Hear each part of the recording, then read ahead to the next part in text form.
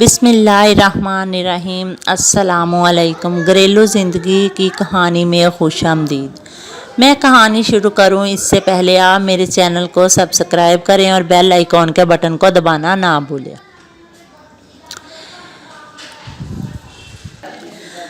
हम दो बहनें और दो भाई थे। मेरी बहन और एक भाई मुझसे बड़ा था, एक भाई मुझसे छोटा था। मेरी बहन मुझसे खूबसूरत भी ज़्यादा थी और मेरी वालदा उससे प्यार भी ज़्यादा करती थी।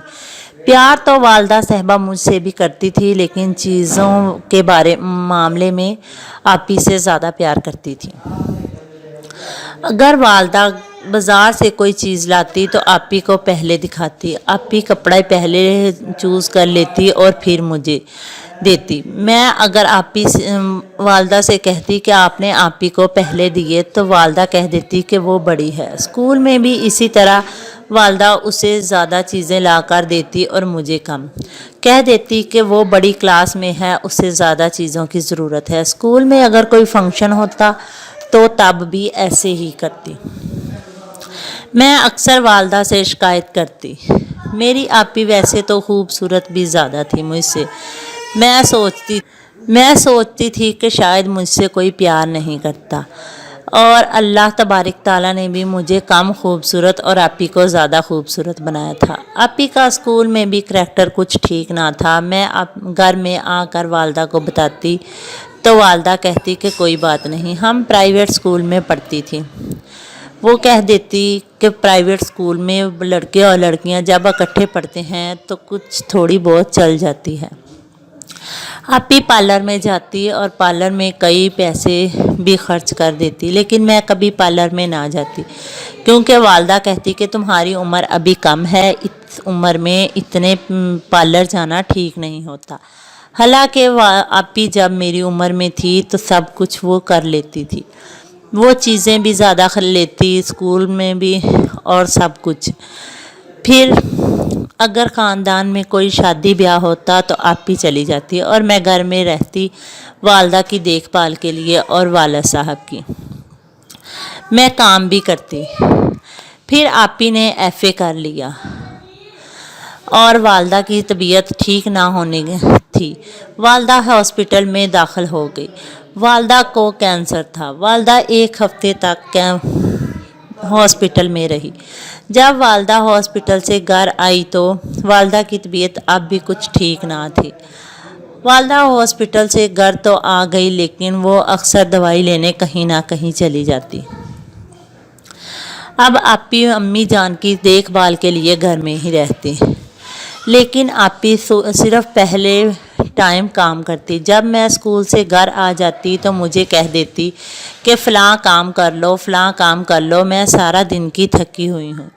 हालांकि आपी सिर्फ घर का काम ही करती। वालदा की तबीयत का तो हालात ऐसे ही थे, लेकिन वालदा की कुछ देखभाल ख़ास ना करती। ना वालदा के पाँव दबाती ना सर। लेकिन मैं जैसे ही स्कूल से घर आती तो मैं वालदा के पाँव भी दबाती और वालदा के पास कुछ वक़्त बैठ जाती ताकि वालदा के साथ वक़्त गुजार सकूं। वालदा भी मुझे अक्सर दवाएं देती और कहती कि अल्लाह पाक तुम्हें सुख दे। ना तो आपी वालदा के पास बैठती और ना ही अम्मी जान उन्हें दवाएं देती, लेकिन अम्मी जान अक्सर उनका ज़्यादा ख्याल रखती थी। फिर रिश्तेदारों में से उन आपी के रिश्ते आने लगे। वालदा अक्सर उनको इनकार कर देती। किसी से कहती कि तुम्हारा घर ठीक नहीं, किसी से कहती तुम्हारा बेटा खूबसूरत नहीं, मेरी बेटी बहुत ही खूबसूरत है। कोई ना कोई बहाना बनाकर वालदा उन सबको इनकार कर देती।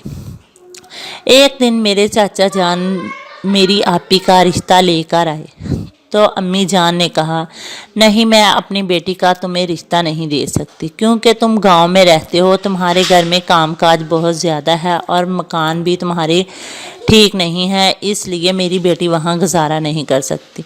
चाचा जान ने बड़ी हसरत भरी आवाज़ से कहा कि मैं तो बहन जी आपसे मिलना चाहता था। मैं चाहता था कि हम दोनों भाई मिल जाते, लेकिन आपने इनकार कर दिया।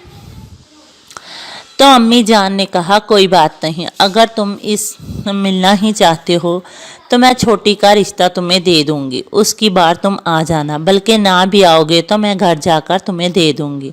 میں تمہاری عزت کرتی ہوں، تم میرے بھی بڑے بھائی ہو۔ تو چچا جان خاموش ہو گئے، لیکن میں بہت ہی پریشان ہوئی کہ جب آپی کا گزارا وہاں نہیں تو میرا کیسے ہوگا۔ میں بہت ہی پریشان رہتی، لیکن میں کچھ کہہ نہیں سکتی تھی کیونکہ یہ میری امی جان کا فیصلہ تھا۔ پھر ایک دن میرے بڑے ماموں میری آپی کا رشتہ لے کر آئے، جو لاہور میں رہتے تھے۔ ان کا کاروبار بھی کافی اچھا تھا اور مکان بھی ٹھیک تھے، ان کا بیٹا بھی بہت خوبصورت تھا۔ میری والدہ یعنی میری امی جان نے انہیں فوراً ہاں کر دی۔ جیسے مجھے تو ایسے لگا جیسے امی جان نے یہ رشتہ خود کہہ کر منگوایا ہو۔ میں بہت ہی پریشان تھی کہ والدہ نے ایک دفعہ بھی سوچنے کے لیے موقع نہیں لیا۔ پھر ان کی منگنی کو 4 سال ہو گئے، لیکن ماموں کی طرف سے شادی کا کوئی پیغام نہ آیا۔ ایک دن میری امی جان میرے ماموں کے گھر گئی اور کہا کہ میری بیٹی کی تم تاریخ لینے کیوں نہیں آتے، تاریخ مقرر کرو اور اپنی بہو کو بیاہ کر اپنے گھر لے جاؤ۔ میری طبیعت کچھ ٹھیک نہیں رہتی ہے، میں چاہتی ہوں کہ میں اپنے فرض ادا کر دوں۔ تو ممانی جان نے صاف انکار کر دیا اور کہا بہن جی دیکھیں، ہم ابھی رشتہ نہیں کر سکتے کیونکہ ہمارا بیٹا ابھی سیٹل نہیں ہوا۔ جب تک وہ اپنا کاروبار سیٹ نہیں کر لیتا میں اس کی شادی نہیں کر سکتی۔ اگر تمہیں جلدی ہے تو تم جہاں چاہو اپنی بیٹی کی شادی کر دو۔ میری امی جان نے ممانی کی بہت منت سماجت کی، لیکن ممانی نہ مانی۔ ممانی کو تو کچھ کہہ نہ سکی، پھر ماموں سے بھی کہا۔ ماموں نے کہا میں تمہیں کچھ نہیں کہہ سکتا کیونکہ میری بیوی اور بیٹا دونوں ہی یہی فیصلہ کر رہے ہیں۔ میری امی جان مایوس ہو کر گھر آ گئی۔ آپی کا تو پہلے ہی کریکٹر ٹھیک نہ تھا، اس لیے آپی نے فوراً ہی اپنا ٹانکا کہیں اور فٹ کیا اور گھر سے بھاگ گئی۔ اب والدہ یہ صدمہ برداشت نہ کر سکی اور اپنی آخری آرام گاہ میں جا کر سو گئی۔ آپی تو گھر سے بھاگ گئی، والدہ وفات پا گئی اور مجھ پر پابندیاں عائد ہو گئی۔